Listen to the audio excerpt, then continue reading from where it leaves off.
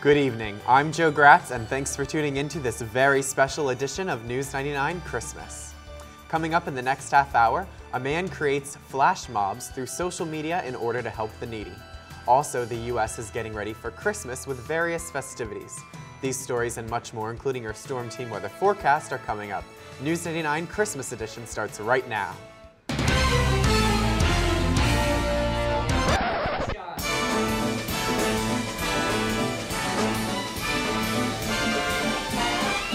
It's the most wonderful time of the year, with the kids jingle belling and... Welcome to News 99. I'm Mary Raucci. Well, Mary, December certainly is here. I've seen snow, ice, the winter weather is here. I've heard we're supposed to have a winter storm later tonight. Yeah, the radio is telling me that we are under a winter weather advisory. Rachel, what's going on? That's right, we are under a winter weather advisory, and that was shown today. We saw a lot of freezing rain, even some rain now that we had a warm front lift into our region. So all of that freezing rain we saw much of today is now above the Susquehanna Valley, thankfully, right now. This is what we're looking at. It's getting a little bit darker than this right now, but it's still rainy, and that's going to be the case as the night progresses. Temperatures are right where we would expect them to see this type of weather, right in the low 30s, and that's even a little bit warmer than what we saw earlier today because of that warm front bringing those temps up a little bit for us. Here's a look at the rest of the Susquehanna Valley. Harrisburg is seeing 32 degrees right now, Newport's at 31 degrees, and Gettysburg's at 31 degrees. So pretty much the whole Susquehanna Valley has been seeing that freezing rain all day today, now pushed up a little bit. We even saw some spots of snow in Lebanon today. That's all I got for you. Back to you guys in the studio. Thank you, Rachel. We'll look more into weather details later in the show, but first let's take a look at what has been happening around the Millersville campus. Come out to the Holiday Bingo Extravaganza hosted by the University Activities Board. This event will be hosted tonight, Tuesday, December 2nd, at 8 p.m. in the Smack Alley. This is the final bingo night of the semester, so big prizes are going to be given out. Among these prizes is a Keurig, a $50 Visa gift card, a Chromecast, and even a date night basket. Much more as well. Millersville University will be hosting Navidad Consola on December 3rd at 7 p.m. Navidad Consola will celebrate the way Latin American culture honors the story and birth of Jesus, as well as provide festive music and food. This event is free and open to MU students and will be held in the Rygaard Multipurpose Room in the SMAC. Need something to get you into the holiday spirit? Come and listen to the glorious sounds of the season performed by Millersville University's music department. This concert will be located in the Clare Performance Hall at the Winter Visual and Performing Arts Center, and it is open to the public. You can attend this concert on Saturday at 4 p.m. or 7:30 p.m. or even on Sunday at 2:30 p.m. Tickets at the door will cost $20, and tickets reserved in advance will cost $16. And if you are an MU student with an ID, you can buy a $5 ticket. Now, this can only be purchased one per ID, and they can also be purchased online or in the ticket center at the SMAC. On Sunday, December 14th, Fall Baccalaureate Commencement will be held in Pasillo Gymnasium. Maureen Powers, the CEO of Lancaster YWCA, will be the keynote speaker for this event. Commencement rehearsal will be held on Friday, December 12th at 4 p.m. in Pasillo Gymnasium. Anyone who is unable to attend this rehearsal is encouraged to arrive at Pasillo at least 1 hour before the commencement ceremony is scheduled to begin. Graduates will receive 3 free tickets for this event. For more ticket information, visit the Millersville webpage. A Boise, Idaho man finds a fun new way to help the needy. He turned a flash mob into a giving mob. Stephanie Zephelin has the story. With our viral culture, ideas can spread like wildfire. Jeff Augusto wanted the idea to be a good one. There's a lot of bad material out there on the internet, and we just really wanted to do something that was positive, that would make people smile and maybe even shed a tear. He got together with a local pastor to do a giving mob. The flash mob was a popular thing, so we thought instead of doing a crazy dance, why not get together and do a giving mob? It's like a flash mob, but 10 times better. We have a really deserving woman, I would say, who's been through some really hard times, and she thinks she's going to be interviewed. They found the woman through Create Common Good, a local organization that helps refugees and other needy people in the community. Their Giving Mob recipient is a breast cancer survivor and single parent, raising her daughters and grandchild alone after leaving an abusive relationship. Augusta gathered people through social media, church, family, and friends to give the woman gifts. And we expected maybe we can get 25 to 30 people. We had nearly 100 people show up.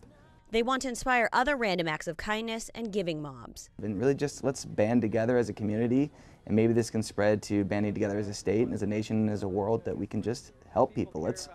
There's enough bad in the world. Why not do little things for good and see what happens? In Boise, Stephanie Zeppelin, Idaho's News Channel 7. Stay tuned. News 99 will be right back after this commercial.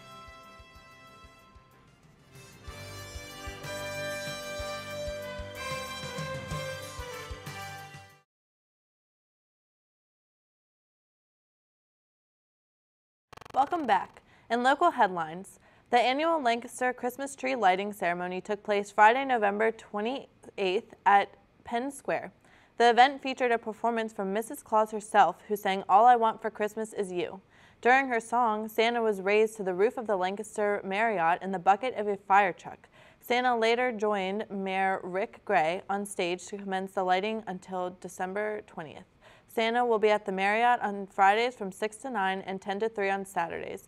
LancasterCityEvents.com has a full schedule of other holiday events taking place on the city. Well, December has arrived, and that means temperatures are expected to drop. This has led to the Lancaster County Council of Churches opening the doors of the YWCA Lancaster to women and children in need of a place to stay overnight. The shelter will be operated by volunteers from December through March. Showers, lockers, blankets, and pillows are available to the women staying at the shelter, which is intended to serve as a last resort for women who don't reside in the Walter Street Ministry shelters.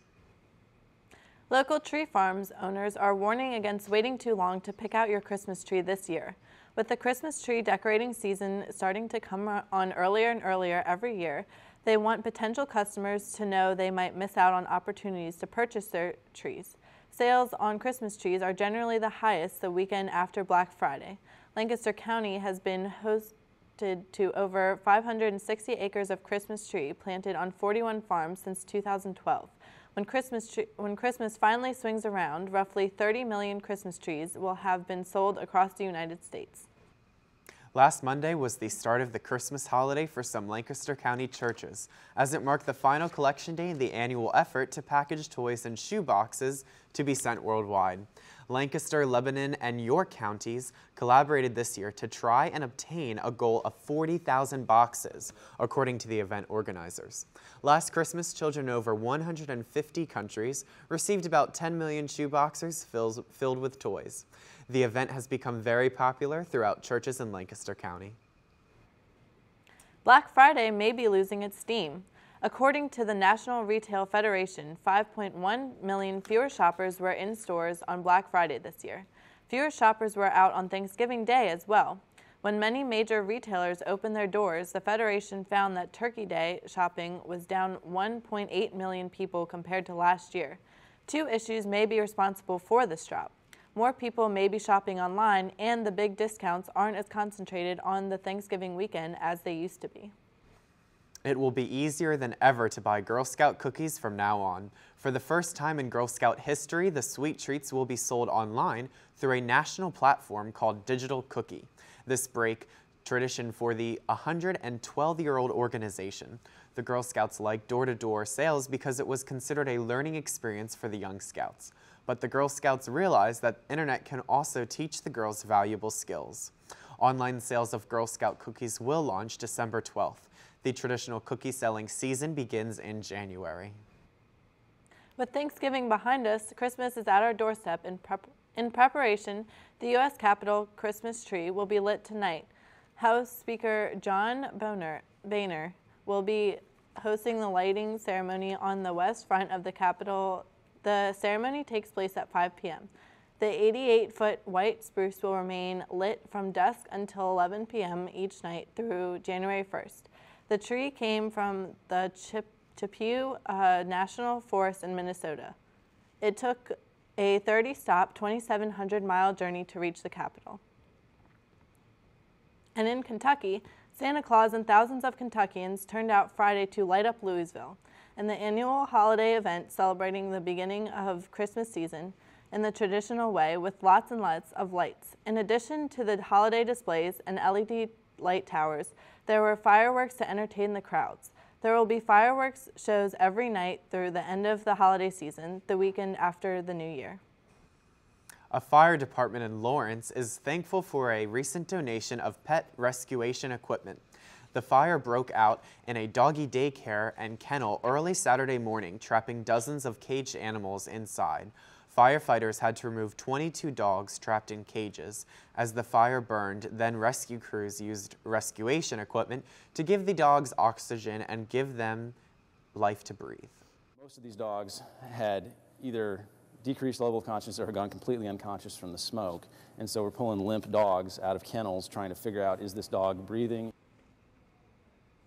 Love shopping but hate paying for parking? In one Washington town, if you're lucky, you may get a visit from the parking pixies. Police officers who pay for your parking. Grace Ditzler has the story. Many downtown shoppers play a continuous game of cat and mouse with parking enforcement, avoiding the officers in hopes of avoiding tickets. But this holiday season, if you're in the right place at the right time, you and an officer might have a very different interaction. I'm going to give you 2 hours. Oh, thank you. You're welcome. Have a great day and have fun shopping. Thank you.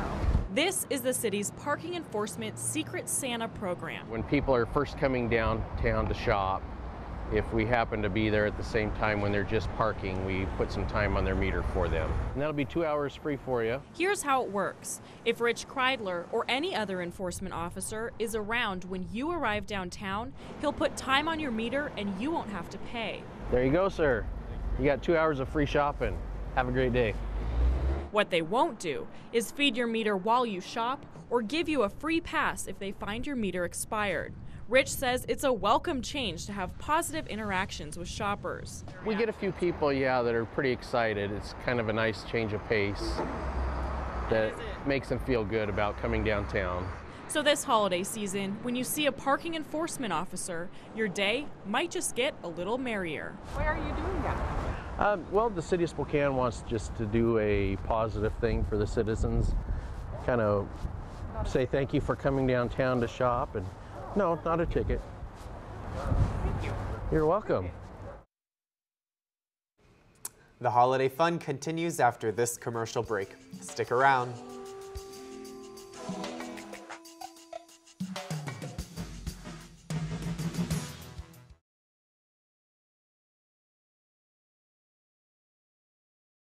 Welcome back.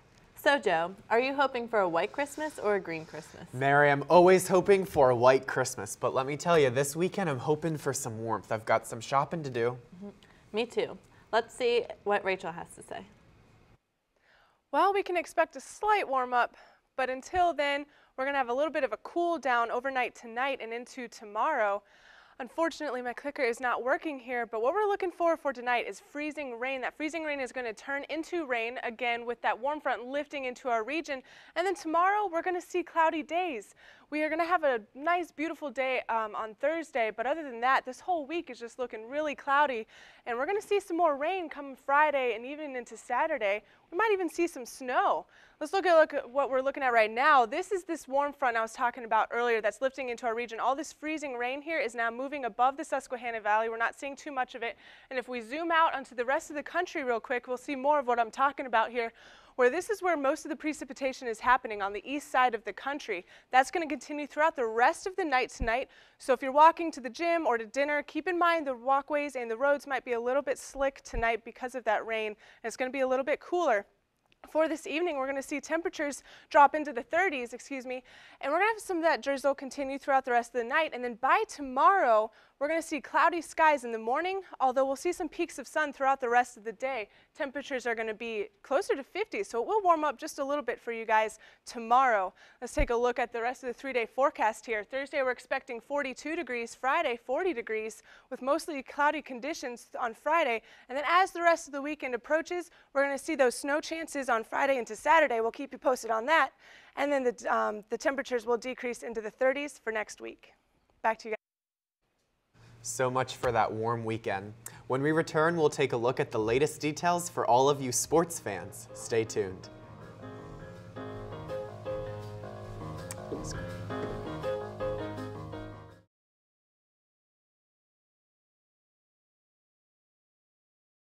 Welcome back to News 99 Christmas theme.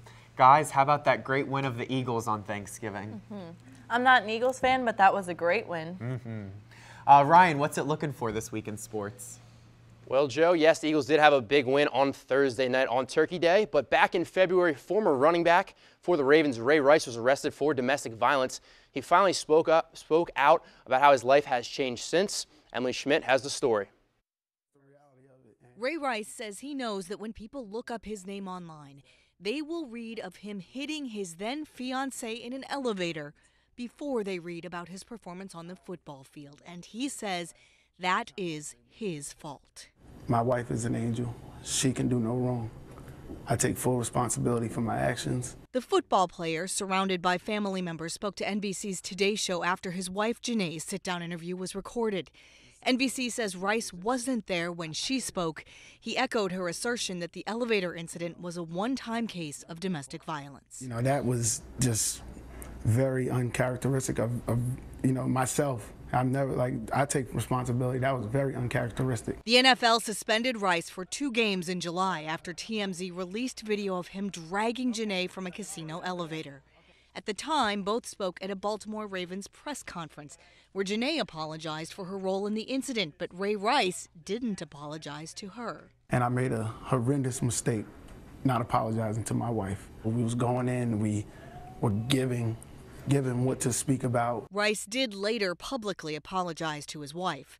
When TMZ later released video from inside the elevator, the Baltimore Ravens cut Rice from the team, and NFL Commissioner Roger Goodell suspended him indefinitely. Friday, an independent arbitrator overturned the suspension, meaning Rice can play again if a team picks him up. And only thing I can hope for and wish for is a second chance. I'm Emily Schmidt reporting. Moving from Baltimore to Missouri, as the situation in Ferguson, Missouri has now impacted the NFL. The NFL will not discipline 5 St. Louis Rams players for an on-field show of support for protesters in Ferguson. They raised their hands in a hands-up, don't shoot gesture before Sunday's game against the Oakland Raiders. The St. Louis Police Officers Association says that it was profoundly disappointed with the football players and called for an apology. It all stems from the shooting death of Michael Brown by Ferguson police officer Darren Wilson. Some witnesses said Brown had his arms raised in surrender when Wilson shot him. Other witnesses said Brown was not surrendering and was attacking the officer. A grand jury's decision not to indict Wilson sparked violent protests in Ferguson. And now we have wide receiver Kenny Britt's comments about the incident. Right, but you see how the police might say, well, do you care about it? I'm not here for the police. I'm not here. I'm just here for the great cause that could come out of this if people come together and we have something to say about it. Right, so you didn't view it as picking sides? No, that's what. You want me to pick sides? Did you pick sides? Well, no, that's how some people are interpreting it. That's what I'm asking you to clarify. No, not at all. We just want to let the community know that we support them. We now shift our focus from the football field to the hardwood for our play of the day. Magic at the Suns. We start in the third quarter. Game tied at 34. Gerald Green off the backboard, and he throws it down. The alley-oop to himself. As we look at it one more time, Gerald Green lost his dribble. Might as well throw it off the backboard and slams it home as the Suns win this one 104-100. And that is all for sports. Now back to Joe with the news. Ryan, a Toronto couple credits their 2 dogs with alerting them to a violent intruder and scary movements caught on camera as a reporter covered a local shooting. Mary Mueller has today's Take a Look at This. Take a look at this burglar caught on camera breaking into a Toronto apartment building. Ninja and Nuke heard it all, waking up their owners, Emily and Steve. Security footage captures the suspect using a fire extinguisher to spray the security camera and then kicking in the couple's apartment door. I'm 100% sure that it would have been way worse if we hadn't been alerted, a few minutes beforehand. Prepared, Emily's boyfriend scared the burglar off with a loud yell. Reporter Sean Delancey is lucky to be alive. In Charleston, West Virginia, someone began firing a gun at him and the person he was interviewing. And we're going to start off with the hardest question of all.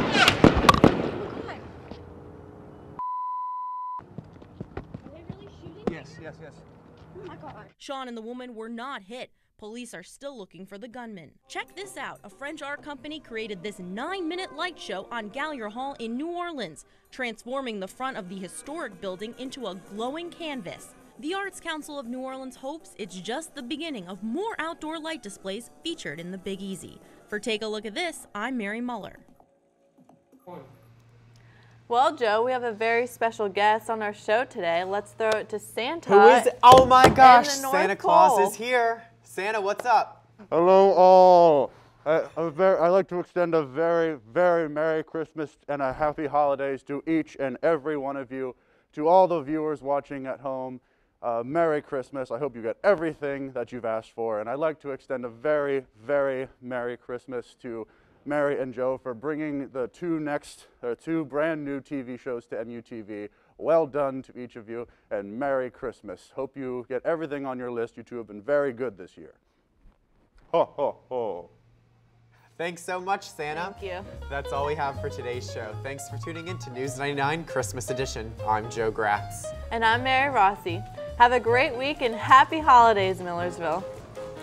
Oh, what's that? It's Santa again. Santa Claus. Hey, check it. I brought snow all the way back from the North Pole. Hey. That's how magic I am.